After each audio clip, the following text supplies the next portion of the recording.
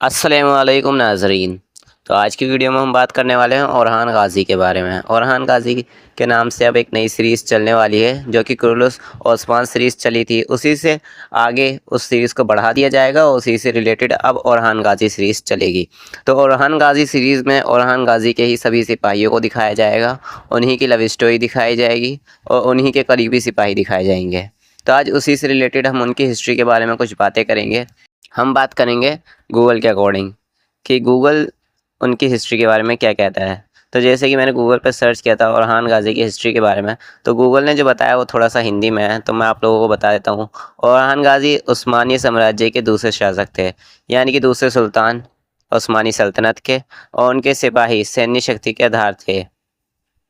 उनकी सैन्य शक्ति के आधार थे जिन्होंने साम्राज्य के विस्तार में महत्वपूर्ण भूमिका निभाई, यानी कि बहुत इंपॉर्टेंट थे सल्तनत उस्मानिया के लिए ओरहान गाज़ी। और ओरहान गाज़ी लगभग 1281 से 1360, यानी कि जब उनका जन्म हुआ था वो 1281 में हुआ था, और जो उनकी डेथ हुई थी वो 1362 में हुई थी।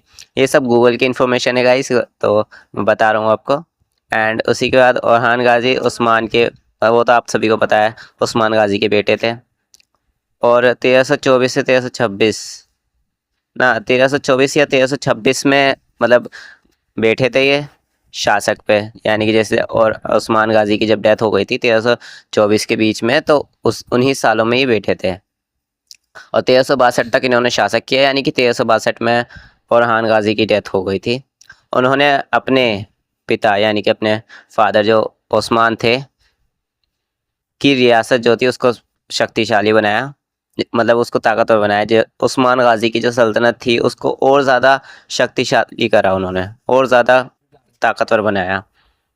उन्होंने 1326 में परसा, हाँ, पुरसा की फतेह हुई थी 1326 में, जो कि उस्मान गाजी करना चाहते थे। उनका एक सपना था पुरसा की फतेह, और उसको ओरहान गाजी ने करा था। तो 1326 में पुरसा फतेह हुआ था।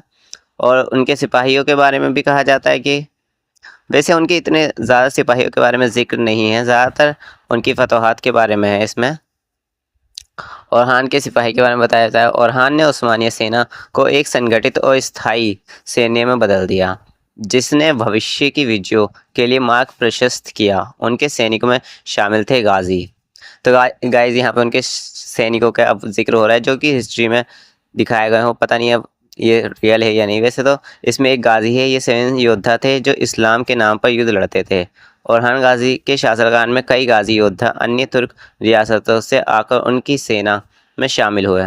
अब ये गाजी या तो किसी एक सिपाही का नाम तो नहीं लग रहा मुझे, यहाँ पे ये उनकी सेना, पूरी एक सेना का ही नाम लग रहा है, क्योंकि इसमें ये जिक्र जो कर रहा है वो पूरे सेना के ही कर रहा है।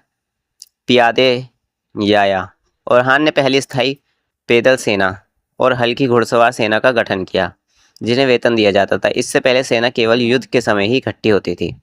अच्छा, तो ये एक वो है कि ओरहान गाजी ने पहली स्थायी सेना, यानी कि पैदल, यानी कि जो पैदल चलने वाली सेना है वो, और हल्की घुड़सवार सेना, यानी कि थोड़े बहुत घुड़सवार जो है उनकी सेना को तैयार किया और उनको वेतन दिया। अब ये जो चीज़ है यहाँ पे ये अलाउद्दीन पाशा ने करा था, क्योंकि वो पहले मंत्री बने थे उस्मानी शासक के, सल्तनत उस्मानी के पहले मंत्री बने थे, वजीर आला बने थे।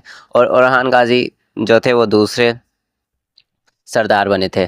तो जो वो थे अलाउद्दीन पाशा, उन्होंने निकाला था कि जो सेना में जाएगा उसको वेतन देना शुरू करा था अलाउद्दीन पाशा ने, कि इतने लोग अगर सेना में जा रहे हैं तो उनको वेतन मिलेगा। इससे पहले क्या होता था कि जो भी कबीले के अंदर लड़का है वो सब लड़ेंगे, मतलब जो भी इंसान है, लड़का लड़की, वो सबको लड़ना ही है जंग के तौर पे। लेकिन इसके अब इधर से क्या शुरू हो गया कि जो सिपाही है उनको वेतन दिया जाएगा और उनकी अलग से एक सेना तैयार की जाएगी। तो ये चीज़ हुई थी यहाँ पे। और सिपाही, हालांकि सिपाही शब्द व्यापक रूप से बाद में इस्तेमाल हुआ, लेकिन ओरहान के समय में ही तीमर भू अनुदान, यानी तीमर पर आधारित घुड़सवार सेना की नींव रखी गई थी। इन घुड़सवार सैनिकों को सेवा के बदले भूमि दी जाती थी। अब ये चीज़ तो मेरे को इतनी समझ में आई नहीं है। जनिश्री, कुछ ऐतिहासिक स्रोतों का मानना है कि ओरहान के शासनकाल में उनके भाई अलाउद्दीन और वज़ीर कारा खलील, अब देखो यहाँ पे दोनों का जिक्र आ गया है। पहले वज़ीर आला जो थे वो अलाउद्दीन पाशा थे, और दूसरे जो वज़ीर थे वो कारा खलील। कारा खलील का भी हमने एक वीडियो में जिक्र किया है कि कारा खलील को भी दिखाया जाएगा, और वो दूसरे वज़ीर आला थे सल्तनत उस्मानिया के। कारा खलील जेनिसरी कोर की स्थापना का सुझाव दिया था। अच्छा, यानी कि जो जेनिसरी करके कुछ इजाद हुआ होगा orhan गाजी के ही दौर में। अभी हमें तो इतना पता नहीं है, हो सकता है अगर सीरियल में दिखा दिया है तो सही से समझ में आएगी ये चीज़। स्थापना का सुझाव दिया गया था। हालांकि इसका पूर्ण विकास बाद के शासकों के तहत हुआ। जेनिसरी साम्राज्य की एक अभिजात पैदल सेना थी जिसमें ईसाई बच्चों को, अच्छा हाँ, कारा खलील ने जो सेना बनाई थी ना, तो कारा खलील जो थे उन्होंने एक ऐसी सेना भी बनाई थी जिसमें ईसाइयों को भी शामिल किया गया। अब तक क्या था कि मुसलमान ही लड़ते थे, ईसाइयों का कोई ताल्लुक नहीं था। उसके बाद जब कारा खलील आए तो ईसाइयों को भी जंगों में शामिल करना उन्होंने शुरू कर दिया। तो जो कि चीज़ काफ़ी अच्छी थी, इससे भी बहुत इफ़ेक्ट पड़ा उस्मानी सल्तनत को। तो ये वही चीज़ें हैं। तो यही थी कुछ बातें orhan गाजी के बारे में, उनकी हिस्ट्री के बारे में। गूगल से देखी थी मैंने, आपके साथ शेयर करी। अच्छी लगी हो वीडियो तो लाइक कर देना। बाकी गूगल की स्टोरी ज़्यादातर प्योर हिंदी में है, इसलिए मेरे को समझ में नहीं आई। और काफ़ी हद तक वैसे गूगल में सही होती है, लेकिन फिर भी पूरी बातें सही नहीं होती, ये भी लोगों द्वारा ही लिखी जाती हैं। तो पूरा तो अल्लाह ही जानता है। खैर, बाकी यही थी आज की वीडियो। मिलते हैं नेक्स्ट वीडियो में। अल्लाह हाफ़िज़।